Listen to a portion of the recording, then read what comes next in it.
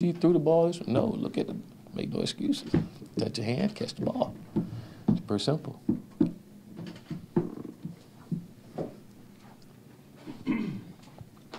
Coach, James Blackman, what have you seen from him, I guess, during the chase as far as leadership? And then what are things that you want to see from him this spring in terms of developing as a quarterback and just as a player in general? I saw he picked up about 12 pounds. He started to see a little cut. He's no longer straight. You started to see a little curve in his body now. So he's working and working in the right direction. But I think with any quarterback, leadership is always going to be first and foremost. You know, you got to be able to lead the football team. You know, and I'm not just saying that the offense. I'm saying that the football team. I think when you see great football teams or teams that win championships, it's one thing you see that the team rally behind their quarterback. You know, and I think that comes with time. I think that comes with relationship building. With him and this entire football team. So, and he's been doing a good job of that, you know, but he's got to continue to get better at that and then learn the offense, a scheme, because it'll be different than what he had before, and learning, and then just go out and compete your best every single day and try to get better every single day. The kid have talent, you know, so that's not an issue. It's just now applying that talent to the work and continue to develop, you know. So want him to compete. He's competing, you know, and I'm sure Bailey's not gonna make it easy on him. You know, they all competing, and when DeAndre get back out there, he's not gonna make it easy as well. So, but we want them all to be that way, every single one of them, not just James, you know, because I think all of them can get better at those things, you know. But we'll come out and compete, and have fun, and just get better.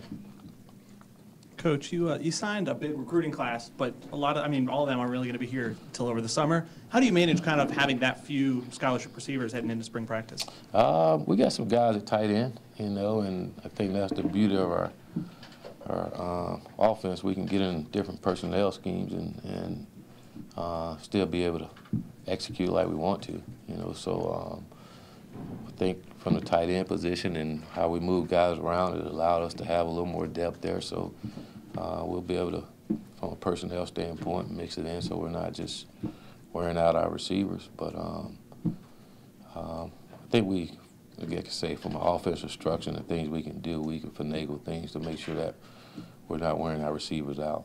But we also, like I said, that's the beauty of our offense. We can get our tight ends reps and receiver reps, and I know if I'm those receivers, I don't care about how many guys we have here. I want to play, coach. I want to get out there and go. So. Coach, I know you mentioned them briefly, but what are the expectations for Hockman, and what would you like to see from him? Kind of like I said a minute ago, compete. You know, one thing all of our guys got to understand is that they're going to get an opportunity to compete, you know, and if you want to be the guy, then that's going to be on you to go out and make that happen. You're going to have those opportunities, then it's on you to take advantage of it. So my expectation for him to go out, same thing, learn the offense, compete, win his teammates over, and work on winning the job. You know, that's what we want them all to do, is to compete and try to be the guy, you know, and not just be on the team. So. I know Hockman's had a great winter condition, and I can see it in him that he wants it too. And I can say, as a coach, it's pretty cool to see it, and can't wait to go through spring, because I think we will have some good competition.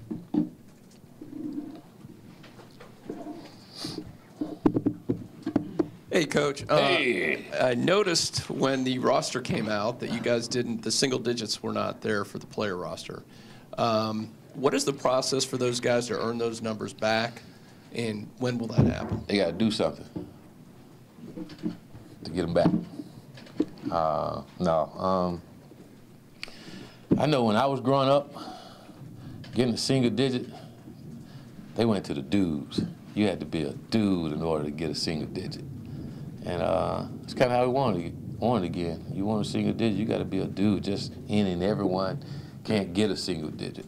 And being a dude is being the best football player you can be, and being the best student you can be, and having the best character you can have.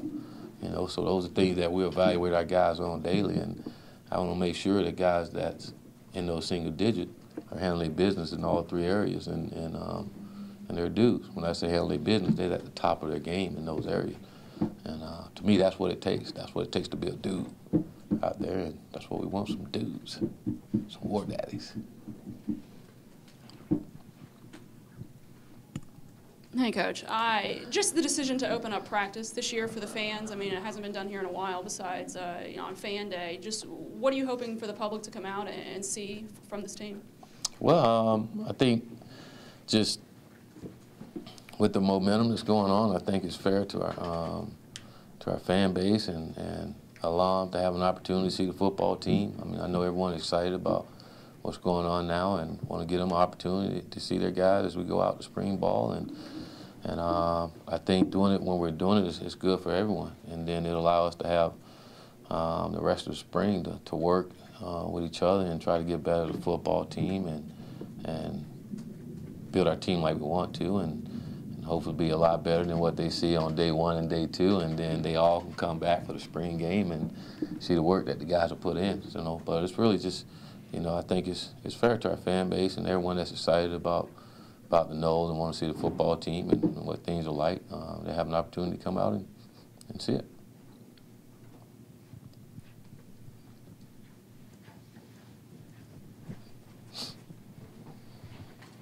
Why was it important to you to reach out to the guys like Dion, and obviously Charlie Ward now is an ambassador and is going to be apparently coaching your son, which is kind of cool. Right here. Player, yeah. But why was that important to you to kind of reach out to the Florida State legends of the past, I guess? To me, that's Florida State. You know, growing up, that's what I remember. You know, and what I was crazy about the school about because of those guys and the passion and the love they had for the university.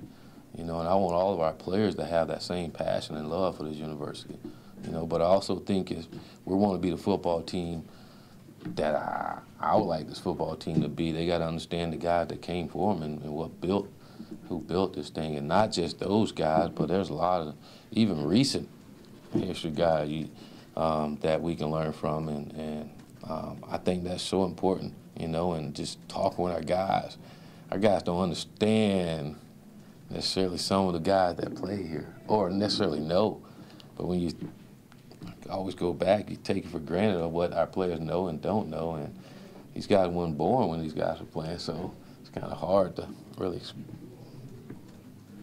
think they're just going to know these guys, you know. But those guys are really important in our tradition and our history here, and what they did and what they was a part of, the team they were a part of. And I want our guys to know about all of them. You know, I'm challenging each one of our position guys to go back and learn from the guys that play here, read up on the guys that play here at your position.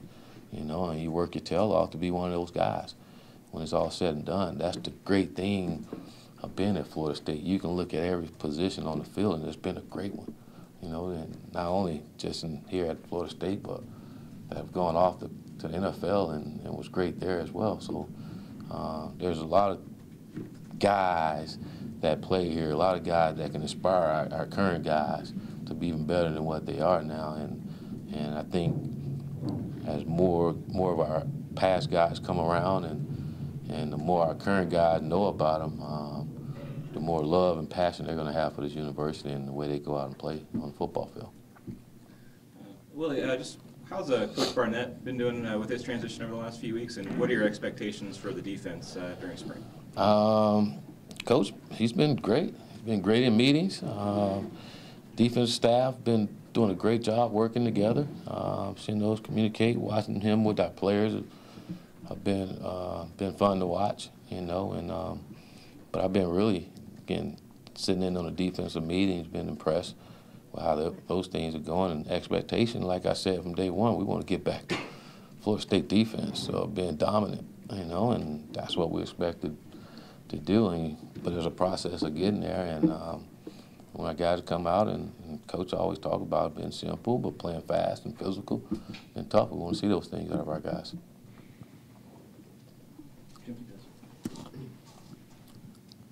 Well, with Pro Day today, I mean, the guys who are working out, you didn't coach and don't have a relationship with.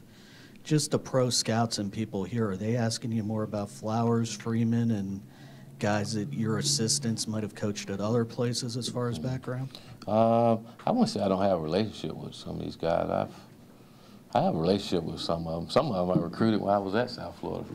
So, and then, like I said, I had the luxury of being here while they were practicing for bowl game, and had time to sit down and talk and get to know those guys then, and then stay in touch with some of them. So, I wouldn't say from that point not a relationship, but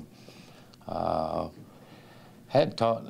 Well, the scouts that I have talked to and the coaches that I have talked to, it's been more congratulations for getting the job and how excited they are. And it's pretty cool to see Zach Crockett come up there, former NO that's here scouting our guys, you know. But they haven't asked me anything about our current guys, you know. I'm sure they probably talked to coaches that coached them from a football standpoint, or now a couple ask you, what do you think from what you've seen, you know, but nothing necessarily just from over the years on how these kids are. You know, I think a lot of these guys, a lot of our players that's working out now, they was at the combine, and I'm sure a lot of these NFL teams have done their work by now and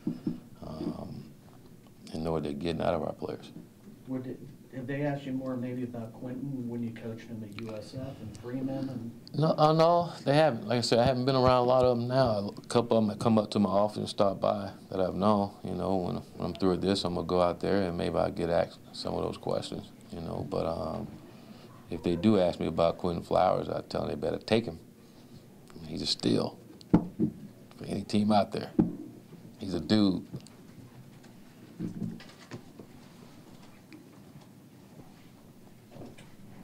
Coach, you were asked about the wide receivers lack of depth there. Kind of the opposite. It wouldn't be a problem, but the opposite of running back, where you got Cam, Jock, I can go on and on, all the guys you got come back. How are you going to kind of juggle having that many elite running backs? And have you had a situation like this before where you've just been so stockpiled at one position? We've had times where we have at least 3 to 4 guys that's pretty good and pretty talented, and any one of them could get the job done. That's the beauty, again, of our offense, is that we got a lot of different personnel grouping to where we can get those guys on the field and allow them to play. But I don't think you can ever have enough running backs. You know, this game's a physical ball game, and you just never know with those guys when something can happen, you know. But I will tell you this, it's like, again, Christmas. With the guys that we do have here, we're pretty deep there, and it'd be shame on us if we don't do the things we need to make sure those guys on the field are helping us.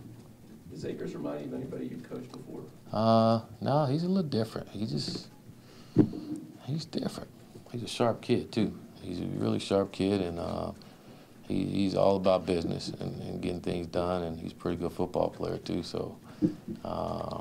No, I think all of our guys have been different. Well, I've coached before. You know, I would say Toby Gerhardt and Royce Freeman are very similar in stature and running styles, and where Marlon Mack, Dearness Johnson, and Bobby Rainey, those guys were totally different. They wasn't as big as those guys, you know. So, and then Cam, he's kind of like prototype. He's just how they supposed to shape, about the right height, right speed, strength, and then